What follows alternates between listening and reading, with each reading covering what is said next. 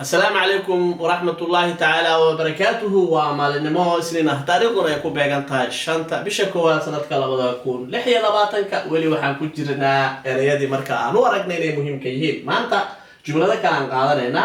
مركا واحد هاي طرالة أوتي جاورا وصل شكلي وأريا مركا مهم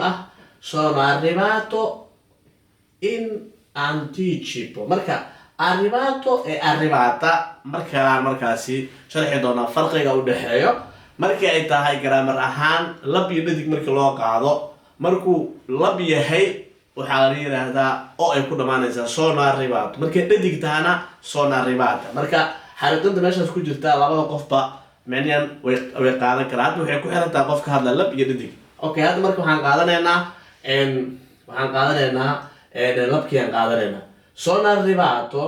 in anticipo tusaalo kala balan ayaa leedahay balantii xilligii laga rabay xilli ka hor ayaa timid dabcan waxa balansantaa 12 saac ama 5 saac saa u taqaanid ya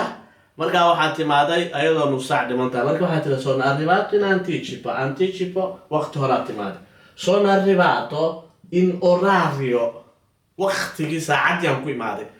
sono arrivato in orario saacadii ayaan ku imaaday jumlada kale oo xigtana waa la mid sono arrivato in tempo waqtigii aan ku imid saacadii aan ku imaaday waqtigii aan ku imid marka waxaan u maleynaa iska agdhow sono arrivato in ritardo waan soo dib dhacay tardi waxa waa dib dhac anticipo waa hore maasho qofkii waqti hore u yimaado marka sono arrivato in ritardo waxaan imaaday waqti dambe ayaan imaaday waan ku celinayaa mar labaad parole utile erey muhiim ah sono arrivato in anticipo waqti hore ayaan imid oo waqtigii waa ka soo hormaray sono arrivato in orario saacadii ayaan ku imaaday preciso sono arrivato in tempo xilligii ayaan ku imaaday sono arrivato in ritardo waan soo dib dhacay waxaan u maleynayaa inaad ka bogateen casharkan inta aan ku kulmi doono mid lamid ah waxaan idinkaga tegaynaa anagoo wada jirna 24 salaamu calaykum waraxmatullahi taala wabarakaatu ciao